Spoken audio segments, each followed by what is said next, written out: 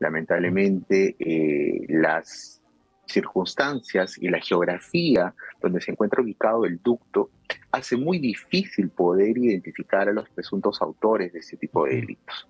Pretender que en medio del bosque, en este caso estamos hablando de un ducto que está bajo el agua, un canal de flotación, pretender que podamos en ese lugar lograr evidencias o poder obtener evidencias como por ejemplo huellas dactilares o otro tipo de evidencia relacionada, por ejemplo, una pisada que nos pueda llevar a nosotros a determinar qué persona habría cortado el ducto, se hace difícil. ¿Sí?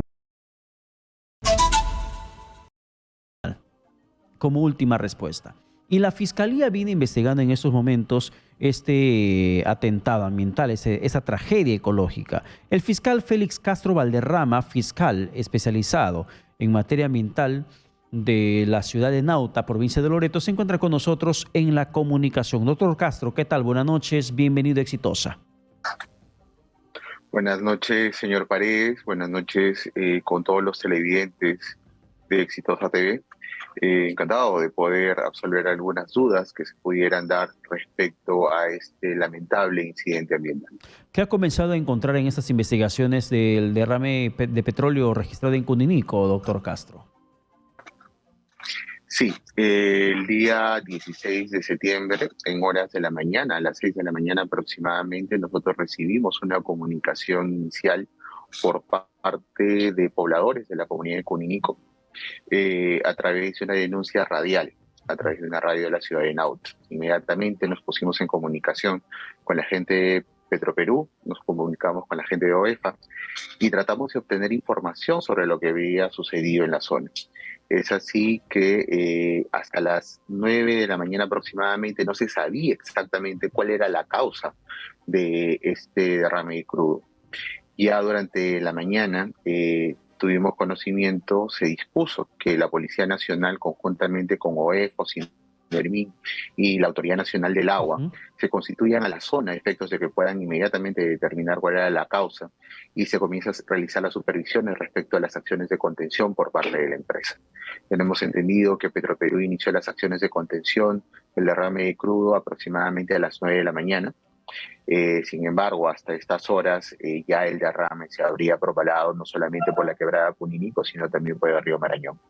Ya en horas de la noche, por la dificultad del acceso a la zona, llegamos a tener conocimiento de que se trataba del corte del ducto. ¿Ya? Un corte que se presenta de manera reiterativa en la zona de Loreto. Este hecho no es ajeno a la realidad de la zona. Y es que debemos entender que, de acuerdo al reporte que nos presenta OEFA, entre el 2011 hasta el 2021, junio del 2021 específicamente, el lote 8 ha sufrido aproximadamente 40 cortes intencionales de ducto. Muy aparte de los eventos ambientales relacionados a una falta de mantenimiento del ducto específicamente, sin embargo, es una realidad. Lamentablemente, las circunstancias y la geografía donde se encuentra ubicado el ducto hace muy difícil poder identificar a los presuntos autores de este tipo de delitos. Pretender que en medio del bosque, en este caso estamos hablando de un ducto que está bajo el agua, un canal de flotación, pretender que podamos en ese lugar lograr evidencias o poder obtener evidencias como por ejemplo huellas dactilares, o otro tipo de evidencia relacionada, por ejemplo, una pisada que nos pueda llevar a nosotros a determinar qué persona habría cortado el ducto, se hace difícil. Sin embargo, el Ministerio Público, en el cumplimiento de sus funciones, hemos dispuesto que el día sábado inmediatamente se constituyó un fiscal adjunto con la finalidad de verificar el tema de la contención, muy aparte también verificar el tema del corte del ducto, y verificar también el ámbito del evento, es decir, hasta dónde llegó el petróleo y qué comunidades han sido afectadas, además de los componentes ambientales afectados por este derrame. Y se ha constatado, doctor Castro, ¿y se ha constatado de que efectivamente había tal corte? Todavía no es posible observarlo a primera vista, ¿Ya? debido a que está bajo el agua. Justamente de eso Las acciones, perdone que le interrumpa otra vez. Le escuché atentamente la correlación de hecho que nos ha mencionado usted a lo largo de esta investigación que se ha iniciado. ¿Por qué le intervengo en ese punto? Porque esa misma teoría la dio Petroperú el año 2014, cuando el mes de junio de ese año se registró el primer derrame de grandes proporciones en Coninico. Y le digo porque yo cubrí periodísticamente esa información. La primera información, la primera versión que Petroperú dio, no, cortaron el ducto, cortaron la tubería. Investigaciones posteriores determinaron que no había tal acto, sino que era una corrosión de la tubería por falta de mantenimiento mismo. Y en esas proporciones del derrame, yo puedo comparar la magnitud del derrame que en estos momentos se está dando. Porque entiendo que técnicamente, quienes conocen más de esta materia, lo pueden de repente, me pueden corregir o me pueden precisar mucho más. Hay sistemas de detección de escape de fuga de petróleo que permiten inmediatamente cerrar las válvulas de la tubería del oleoducto norperuano cuando ocurre una situación de este tipo. Y por eso le digo, si usted nos dice que la información de Petroperú es que las tuberías están bajo el agua, es la misma versión que dieron en su momento 2014, cuando pasó el derrame de grandes proporciones de Coninico.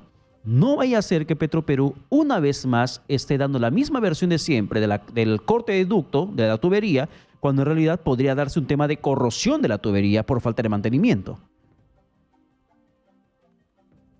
Sí, es muy cierto lo que usted dice, las posibilidades son muchas. Sin embargo, también se debe entender que existen procedimientos que la Fiscalía sigue con la finalidad de determinar, y es que no basta que la petrolera nos diga o la empresa petrolera nos diga es esta la situación, cuando el Ministerio Público lo que tiene que hacer es corroborar lo que ellos señalan en sus informes. Actualmente, en estas circunstancias, es imposible sacar la grapa que se ha puesto sobre esta fuga del ducto, porque ello propiciaría que se derrame más petróleo en esta zona. Entonces, lo que prosigue es solicitar a Petroperú inmediatamente desagüe el lugar donde se encuentra este ducto con el presunto corte, y se haga un mensaje del ducto. Es decir, exponer visualmente esa parte del ducto para que técnicos mecánicos determinen si se trata de una corrosión o se trata evidentemente de un corte intencional del ducto. Entonces, este procedimiento no se va a hacer de manera inmediata porque en este momento lo principal es contener la contaminación de los componentes ambientales y evitar una mayor fuga de crudo en esta zona. Ahora, doctor Castro, corrosión o corte de la tubería del oleoducto norperuano. Hay una población afectada, más allá de cuál es la causa, hay una población afectada. ¿Cuál es el nivel de alcance de la Fiscalía especializada en materia ambiental respecto a la gente que en estos momentos está siendo afectada? Y que la semana pasada nos había mencionado de que Petroperú les dijeron que por lo menos tardarían una semana en canalizar ayuda humanitaria para esa gente que en estos momentos carece mínimamente de agua. El Ministerio Público, y como le vuelvo a repetir, ya tenemos a 2 fiscales en la zona. No solamente estamos verificando el tema de labor del delito ambiental, sino también estamos dando seguimiento a que cada una de las instituciones cumplan con sus funciones en este tipo de emergencias.